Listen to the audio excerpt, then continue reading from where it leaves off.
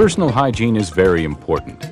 It's more than just physical cleanliness in the absence of disease.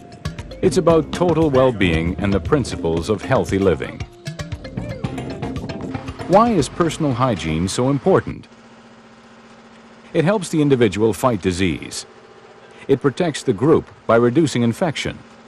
It promotes health and a sense of well-being, and it improves morale. In the field, simply keeping the body and clothing as clean as possible is one of the best ways of avoiding disease and infection. Wash as frequently as possible with soap and water.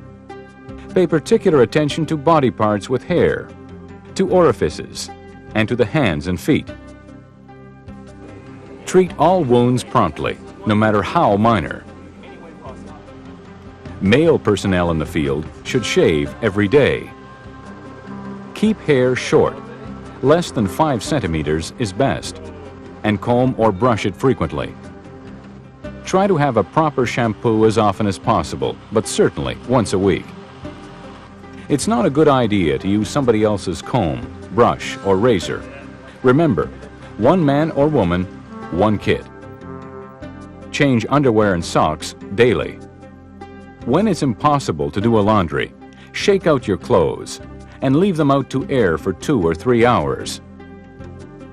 Cleanliness in body and clothing is the first line of defense against parasites. Wear issued clothing properly and apply insect repellent liberally.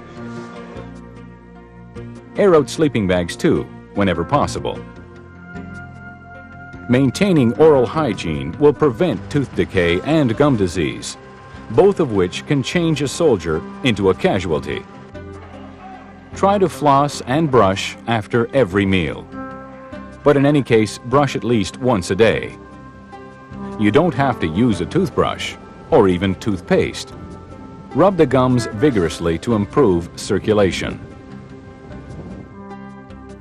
Finally, get a regular checkup every 6 months. Take good care of your feet. Wash them every day and dry them thoroughly, especially between the toes. Massage them at least twice a day if possible, and the use of a good foot powder is recommended. Properly fitting boots are crucial. Make sure the length and the width of the boots are sufficient for your feet. There should be no pressure points at all. The toes should just touch the front of the boot, so that the foot doesn't slide back and forth when walking. Badly fitting boots can cause real misery and even lead to the unfortunate wearer becoming a casualty. Wool socks are best. Make sure they're the right size and in good shape. Don't wear cotton athletic socks. They hold moisture next to the skin. Change your socks and your boots if possible whenever they get wet. Dry and powder your feet at the same time. An uncomfortable condition called immersion foot can result when your feet are wet for more than 2 days at a stretch.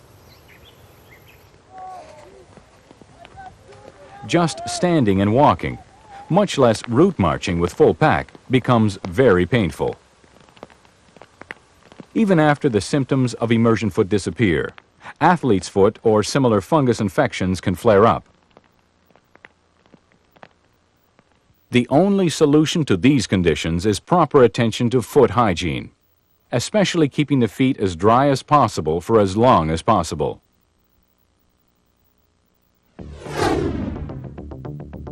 Field rations are specially made to provide all of the protein, carbohydrates, vitamins, and minerals that are normally required. Rations can be supplemented in certain environments. Extra salt might be provided in very hot weather. And in extremely cold conditions, personnel require extra calories and a 4th daily meal might be organized. Hot food is best. Personnel on Arctic operations must drink lots of water. Otherwise, they will become dehydrated and easily fatigued. In a non-designated water point, iodine tablets should be used. Coffee, tea, and soft drinks do nothing for you nutritionally. They are stimulants and diuretics and increase your need for fluids. The best drink in the field or anywhere is water. Regular exercise is necessary for good health. The best way to avoid illness and injury is to be physically fit.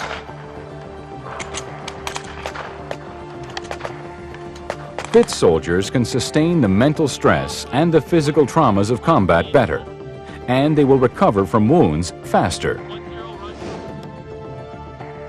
A high standard of fitness is especially important in cold weather operations. A fit soldier will have no problem sleeping in sub-zero temperatures, but an exhausted individual might never wake up. So a well-designed and rigorously maintained fitness program is an enormous boon to health and well-being, and even the ability to survive. Harsh environments may require adapting some standards of personal hygiene. For example, goggles and a tied headscarf will protect the eyes, face, and neck in a desert environment. The negative effects of neglecting any area of personal hygiene will be worse the more extreme climate conditions become. Special precautions must be taken for service in these areas, including immunizations and extra training on local conditions and hazards. Cold weather is actually healthy weather, if you can stay warm. Remember the cold mnemonic. The C stands for clean clothing. This becomes really important when dirt fills the material's natural air pockets and reduces its insulating quality. The O is for overheating. Perspiration in extremely cold weather is bad news. Again, sweat will fill the natural air pockets and reduce insulation, and then it might even freeze against your skin and chill you. The L is for loose and layered clothing. Keep clothing loose so as not to restrict blood flow and risk possible frostbite, especially in the extremities. And the D is for dry clothing. Keeping dry is important anywhere, but particularly so in extreme cold. Don't let snow melt on you. Before you go into a shelter, brush off any snow on your clothing. Work hard to stay dry. Personal hygiene has many aspects and should occupy a good part of a soldier's daily activities. It's certainly worth it. Both mental and physical health benefit from its practice. Personal hygiene is an essential part of all training and operations on active service. It has a real and visible impact on a unit's morale, toughness, and ability.